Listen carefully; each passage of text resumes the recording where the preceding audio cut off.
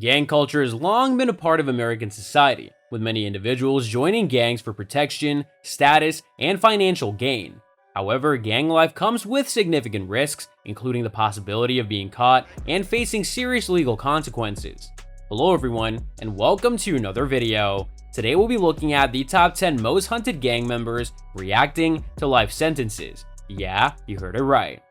James Whitey Bulger.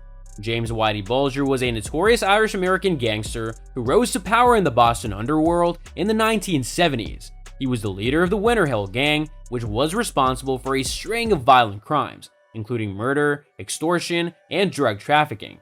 In 2013, Bulger was convicted of 11 murders and sentenced to life in prison. He showed no emotion during his sentencing and later said in a statement that the trial was a sham and that he was never a rat. Charles Lucky Luciano.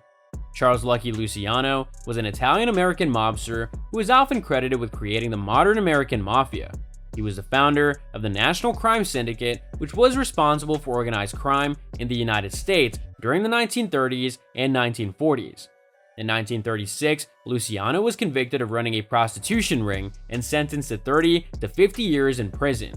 He was stoic during his sentencing, but later expressed regret for his actions and became a model prisoner. Al Capone. Al Capone was a notorious American gangster who rose to power during the Prohibition era.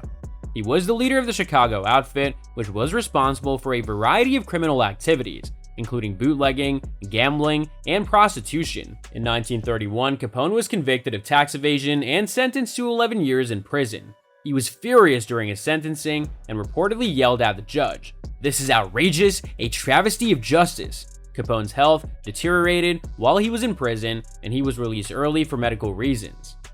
John Gotti. John Gotti was an Italian-American mobster who was the boss of the Gambino crime family in New York City. He was known as the Teflon Don because he was able to avoid conviction on several occasions despite being a high-profile target of law enforcement. In 1992, Gotti was convicted of racketeering and murder and sentenced to life in prison without the possibility of parole.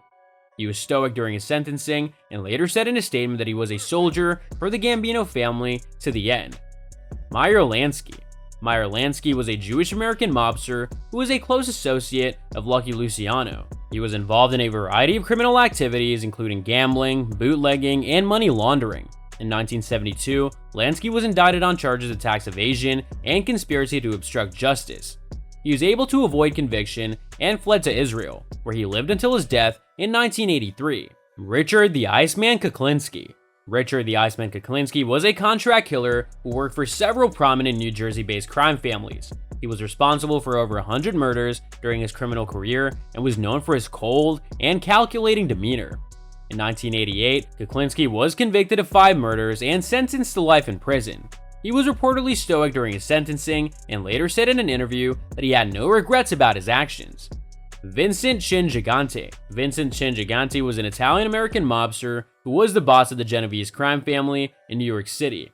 He was known for his eccentric behavior, including walking around the streets of New York in a bathrobe and pajamas, which he used as a ruse to appear mentally ill and avoid suspicion from law enforcement.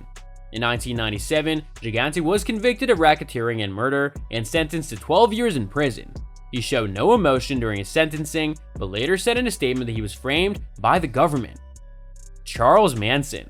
Charles Manson was a cult leader who was responsible for a series of murders in California in the late 1960s. He and his followers, known as the Manson family, carried out the killings as part of a twisted plan to incite a race war. Manson was convicted of 9 murders in 1971 and sentenced to death, but his sentence was commuted to life in prison when California abolished the death penalty.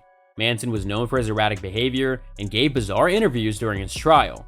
He showed no remorse for his crimes and continued to espouse his twisted philosophy until his death in 2017. Anthony Tony Pro Provenzano. Anthony Tony Pro Provenzano was an Italian-American mobster who was a high-ranking member of the Genovese crime family. He was involved in a variety of criminal activities, including extortion, racketeering, and murder. Provenzano was suspected of involvement in the disappearance of Jimmy Hoffa, the former president of the International Brotherhood of Teamsters, and was convicted of labor racketeering in 1978. He was sentenced to 20 years in prison and reportedly showed no emotion during his sentencing. Salvatore "Sammy the Bull" Gravano. Salvatore "Sammy the Bull" Gravano was an Italian-American mobster who was a high-ranking member of the Gambino crime family in New York City. He was responsible for several murders, including the assassination of Paul Castellano, the former boss of the Gambino family. In 1991, Gravano became a government witness and testified against his former boss, John Gotti, in exchange for a reduced sentence. He was sentenced to 20 years in prison, but was released early in 2017. Gravano has remained largely out of the public eye since his release.